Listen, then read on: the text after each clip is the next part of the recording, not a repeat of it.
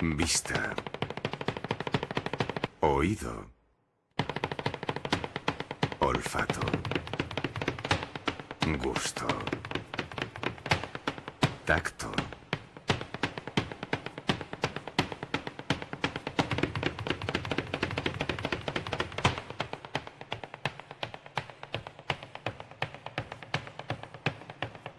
A través de los sentidos palpamos la vida. Contactamos con los otros, con lo otro. Conocemos el mundo y lo gozamos. Hay lugares donde habita una larga tradición y una cierta destreza en mantener despiertos los sentidos. El patio es uno de ellos. Tal vez un patio lo contenga todo. El universo entero está aquí. Todo está aquí, esperando.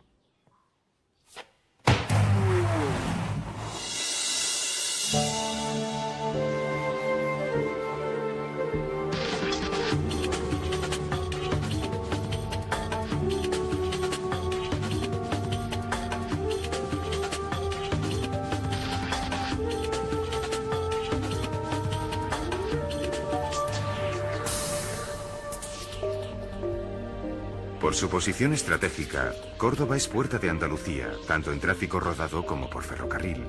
Y hubo un tiempo en que Córdoba fue el centro del mundo occidental. Si en el siglo X, León, una de las ciudades más importantes de la cristiandad peninsular, no tenía más de 10.000 habitantes, según una crónica tardía en la misma época, Córdoba tenía casi 1 millón. Aquella Córdoba que desde entonces profesa un gran amor al agua, tuvo un periodo de tolerancia en el que cristianos, judíos y musulmanes convivieron en paz.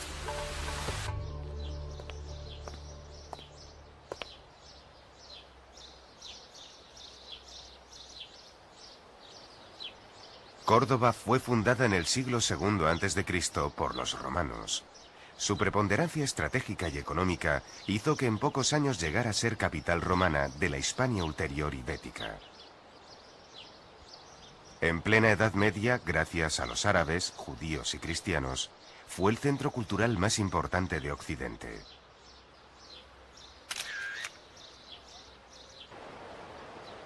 Al puente romano, de auténtico, solo le quedan los cimientos. Este puente unía la ciudad con Roma a través de la Vía Augusta. Probablemente por él marcharon personajes como Séneca o el poeta Lucano, hijos de Córdoba que triunfaron en la Roma imperial.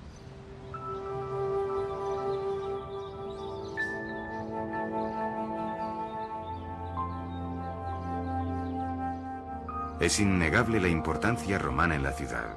Los constructores cordobeses tiemblan porque en cuanto se hacen unas obras pueden aparecer unas ruinas. El propio ayuntamiento se apoya en parte de la muralla romana. Con la desmembración del Imperio Romano, Córdoba queda a merced del pueblo visigodo y la ciudad entra en un estado de decadencia del que tardará en salir varios siglos. En el 711, los árabes cruzan el estrecho introduciendo una nueva religión, el Islam. 44 años después, el heredero del califa omeya de Damasco, huido de la terrible matanza que sufrió su familia, llega a la península instaurando la autonomía de un nuevo estado andalusí que imitará las formas de gobierno de su país de origen. Su nombre era Abderramán.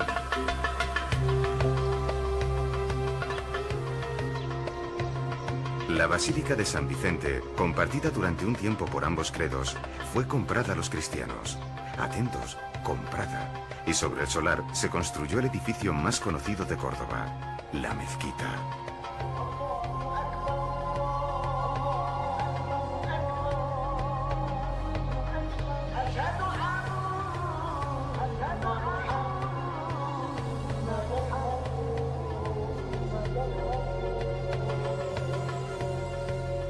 El crecimiento de la ciudad durante los siguientes siglos dio pie a que los descendientes de Abderramán la ampliasen en varias ocasiones, hasta hacer de ella un gran bosque de columnas, algunas de ellas reutilizadas de edificios anteriores, otras hechas ex profeso.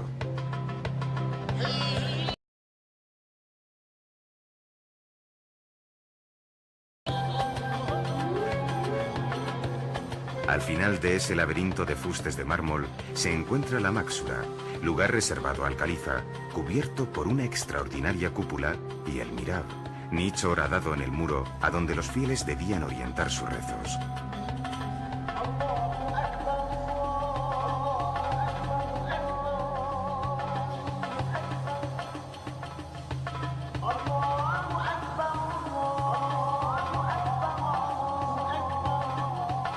La ampliación hecha por Almanzor centra el estudio del Corán como eje del pensamiento árabe, pero también como lugar donde se estudiaba geometría, aritmética, filosofía, literatura, astronomía, música y medicina. Desde los siglos VIII al XI, la mezquita fue el mayor centro de conocimiento de todo Occidente.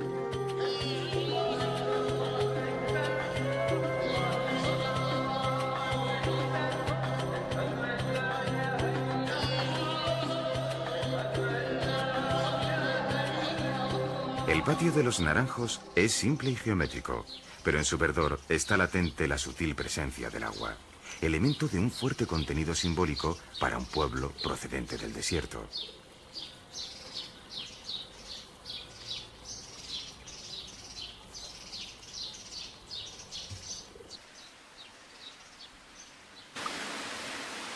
De los baños árabes de hace 1000 años se han recuperado para solaz de propios y extraños una recreación bastante acertada de aquellos lugares.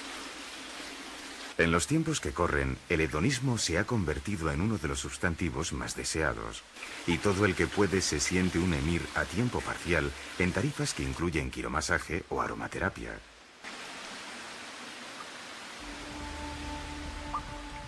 A unos pocos kilómetros del casco histórico encontramos Medina Azahara, modelo único de urbanismo andalusí, donde el califa persigue magnificar su poder.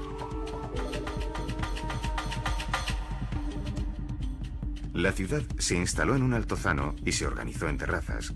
De esta manera el califa se situaba simbólica y físicamente por encima de todos. Lo que hoy aparecen como vestigios arqueológicos fueron antaño lujo, refinamiento y expresión de grandeza.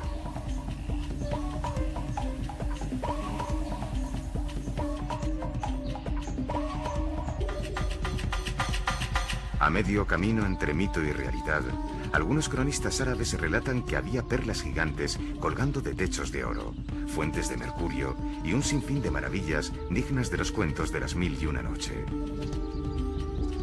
Sea como fuere, la importancia de Medina Azahara no duró demasiados años. A los 70 de su construcción ya había sido asaltada y destruida.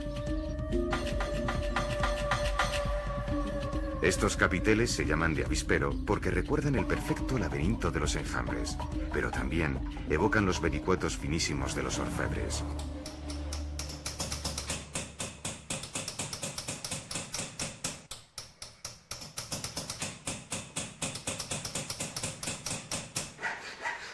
Córdoba tiene una reconocida escuela de joyería y orfebrería. No en vano, es la ciudad de España líder en el sector. Es raro el cordobés que no tiene un familiar en el mundo de la joyería.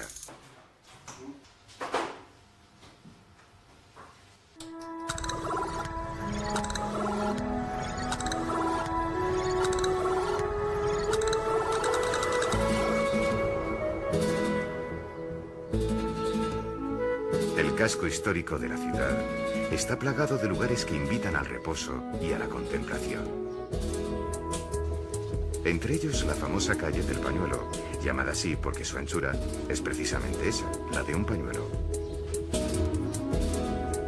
Son lugares misteriosos que invitan a imaginar lo que uno podría descubrir tras cada una de esas puertas.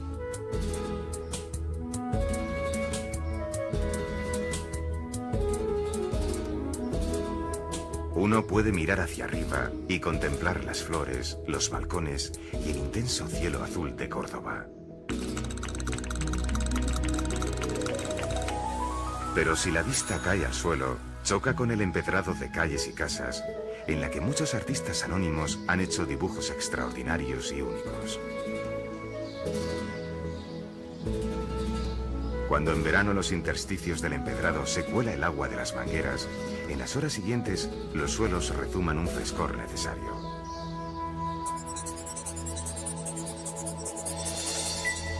En la Judería se conserva una de las sinagogas que tuvo Córdoba. En todo caso, es una de las 3 que se mantienen en pie en España y la única de todo Andalucía. Judío era Maimónides, a quien se reconoce el hecho de conciliar la filosofía de Aristóteles con el judaísmo, convirtiéndose de este modo en una de las eminentes figuras de la cultura medieval. Como para la cultura árabe fue Averroes, ambos hijos de Córdoba. En el año 1236, Fernando III entra en la ciudad y coloca en la mezquita una cruz. Desde este momento la ciudad no será nunca más musulmana, aunque tampoco nunca perderá su esencia árabe. Los conquistadores se apresuran a construir iglesias para cristianizar el territorio. Tardarán todavía un tiempo en conseguirlo, pero al final hacen de Córdoba una ciudad musulmana cristianizada. En el siglo XVI, la ciudad no tenía catedral, cosa que resultaba intolerable si se comparaba con la mayoría de las ciudades españolas. ¿Y qué mejor sitio para construirla que en el interior de la mezquita? Las opiniones no eran unánimes, y el templo se edificó solo cuando Carlos I autorizó su construcción, cosa de la que se arrepentiría años más tarde. La catedral es resultado de un inevitable mordisco a la mezquita, aunque los 2 edificios han terminado por cohabitar sin más problemas que los que cada uno quiera ver. Hay incluso quien ve en todo esto un símbolo de convivencia. En la catedral destaca la hermosa sillería del coro realizada en madera de caoba traída de América.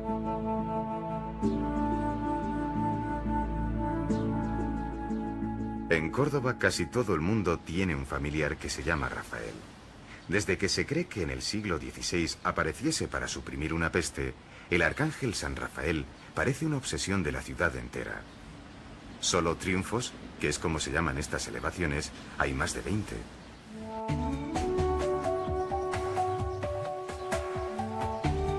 Pero no todas las construcciones son religiosas. En el Alcázar de los Reyes Cristianos, los reyes católicos gobernaron su extenso reino durante algunas temporadas.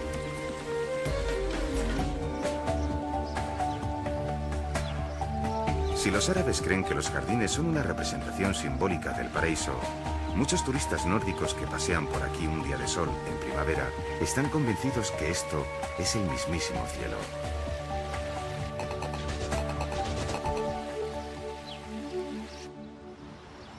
El agua que llena los estanques, en cuyos terrenos estaba la huerta, era traída desde el Guadalquivir por el molino árabe de la Albolafia, que según cuenta una leyenda, fue hecho desmontar por la reina Isabel a causa del ruido que llegaba hasta su residencia.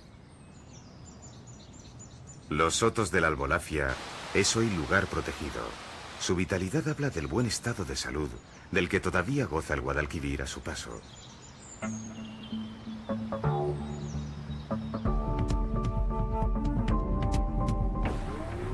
Unos centenares de metros más adelante, el jardín botánico domestica la flora y, cumpliendo con su obligación, la exhibe de un modo ordenado y didáctico.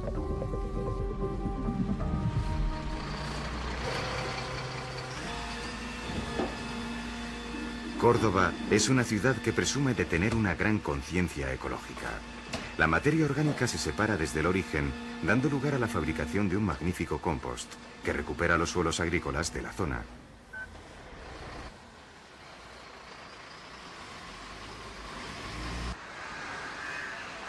La ciudad dispone de varios kilómetros de carril bici, además de jardines y fuentes que atraviesan la ciudad de norte a sur.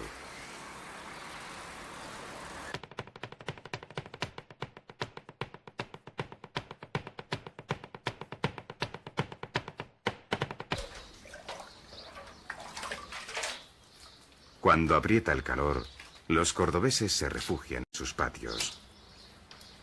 El patio parece calle, pero es casa. El extraño puede asomarse, pero no entrar, salvo en unos pocos restringidos, y solo los días en los que están abiertos al público, gracias al concurso organizado por la Asociación de Amigos de los Patios.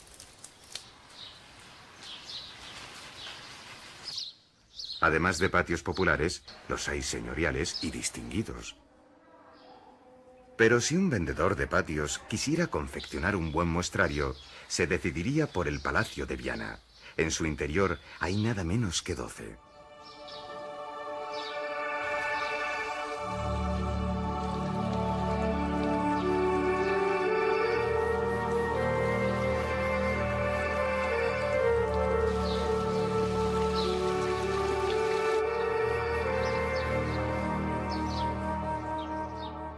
No se trata solo de belleza visual.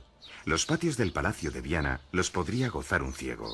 En cada patio los aromas de las flores se expanden y el agua exhibe un catálogo de frecuencias diversas.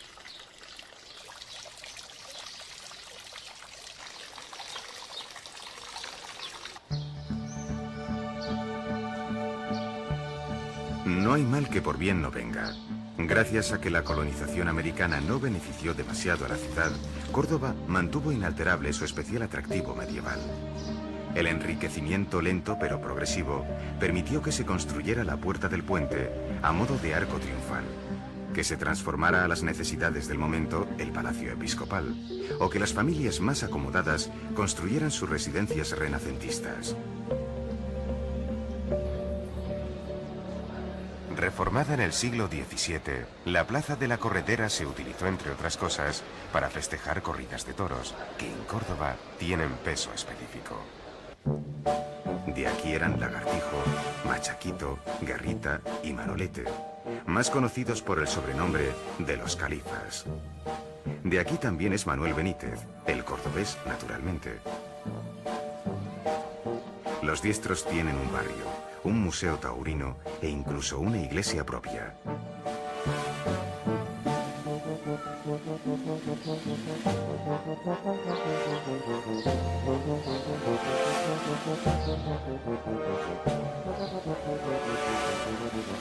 Pero la importancia del mundo del toro es cuando menos equiparable a la del caballo.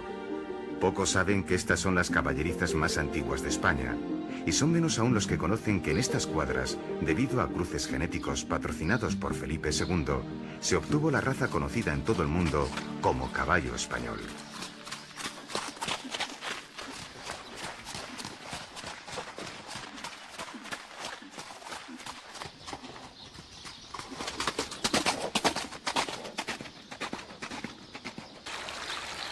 El pequeño potro renacentista da nombre a la plaza y a la posada que albergó a Cervantes y aparece nombrada en su Quijote.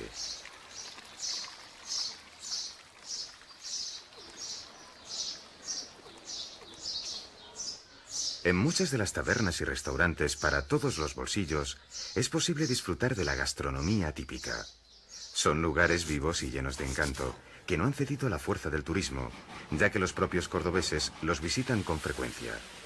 Entre otros platos destaca el salmorejo, el rabo de toro y deliciosos postres de origen árabe.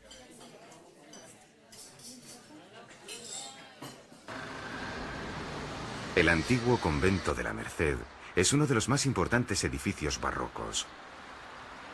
Barroco es también el compás de la iglesia de San Pablo.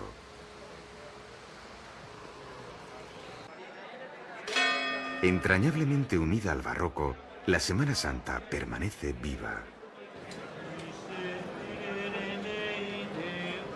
En la calle todo se mezcla, la emoción y la indiferencia, la visión del turista y la del oriundo, la del creyente y la del ateo. Esta no es solo una vivencia religiosa. Las fotos y los vídeos, inútiles todos, no servirán para evocar nada, porque nada es capaz de transmitir una experiencia que pertenece a lo inefable, ya que no es algo para ver, sino para vivir. Está en la calle, se palpa, se huele, sobrecoge, atrae o rechaza, pero a nadie deja indiferente. Es algo que todos los que asisten, a poco que se entreguen, pueden llegar a sentir.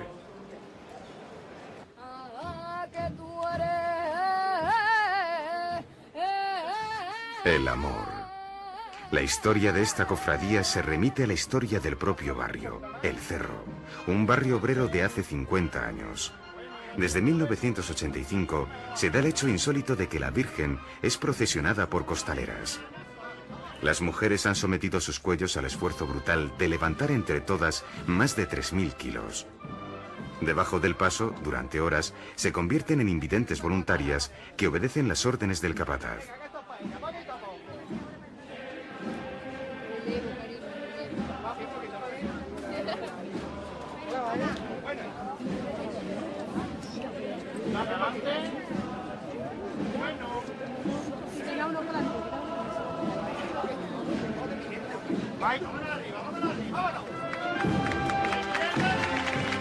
Esta fe ciega es símbolo de otra, más profunda y personal, de miles de ciudadanos que mantienen en pie este rito que se repite cada año y tiñe de devoción las calles de Córdoba.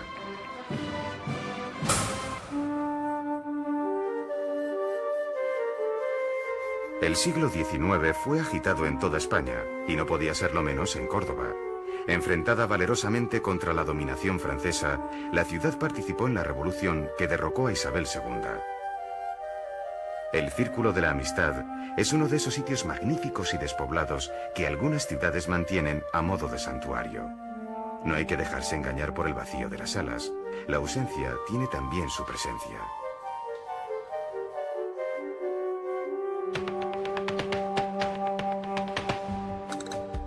Julio Romero de Torres es símbolo de Córdoba.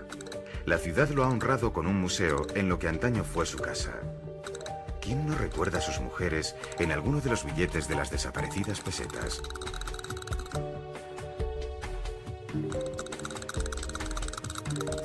Gran pintor de desnudos femeninos, tal vez sus cuadros sean los que mejor representan el carácter sobrio y melancólico de la ciudad.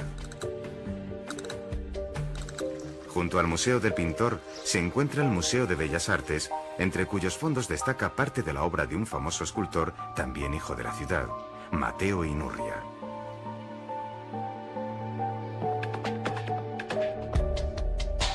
Desde principios del siglo XX, en especial en los años 60, el crecimiento demográfico ha dado lugar a una reordenación del espacio urbano. Córdoba ha ido adaptándose a la modernidad, siguiendo los pasos de las grandes urbes de España. La antigua universidad laboral avanza hacia un modelo de moderna universidad europea, integrando cada vez más la docencia y el mundo empresarial.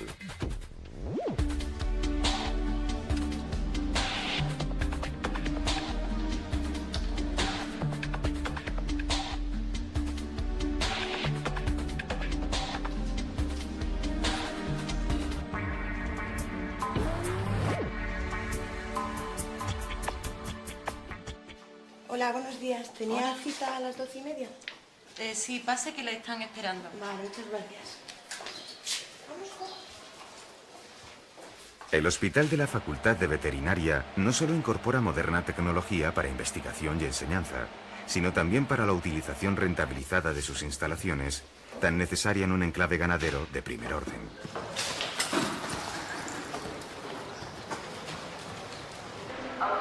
La nueva estación de autobuses es Premio Nacional de Arquitectura y la estación del AVE conecta Córdoba con Madrid en poco más de hora y media. Nuevos barrios han surgido en diferentes zonas, pero el enterramiento del ferrocarril ha dado lugar a un largo paseo a cuya vera han crecido avenidas y jardines.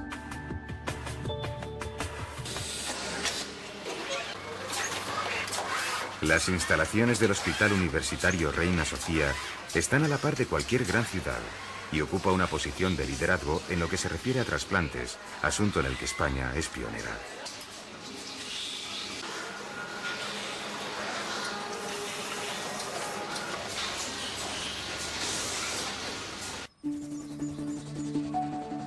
Junto a la sierra se han consolidado zonas residenciales de lujo y un campo de golf serpentea entre los cercanos montes de Sierra Morena.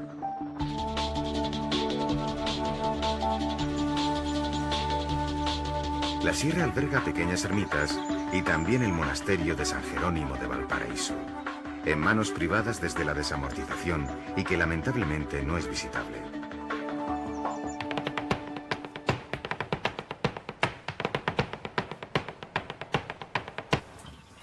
$250 gramos de pelo de conejo o liebre son el origen del sombrero cordobés.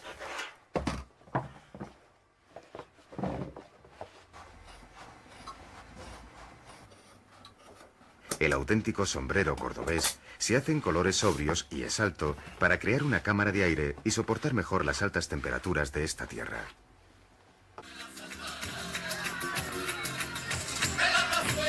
Es por eso que se elige la primavera y no el verano para celebrar la feria. Mayo festeja el esplendor de todas las primaveras y Córdoba entera se divierte entre casetas.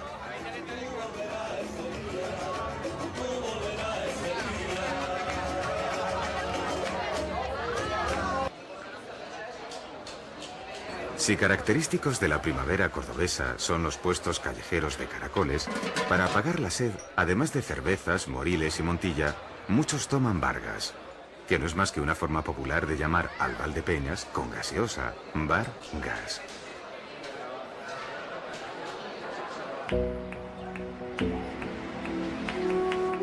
Aquí gustan mucho las estatuas, como si se tratase de una venganza histórica de la época en que los iconoclastas ejercieron sin piedad su intolerancia.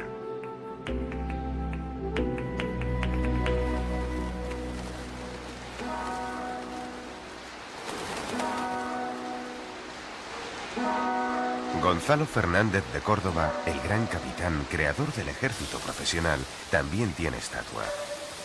Es posible que esta plaza sea la única del mundo que en lugar de marcar las horas con el sonido de campanas, se dan con el rasgueo de una guitarra.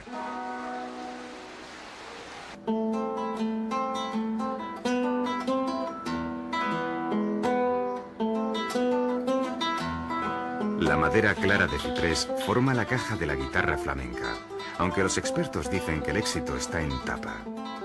Estos pequeños talleres abastecen un mercado cada vez más amplio de guitarras de calidad. La guitarra está en auge y el flamenco en franca recuperación.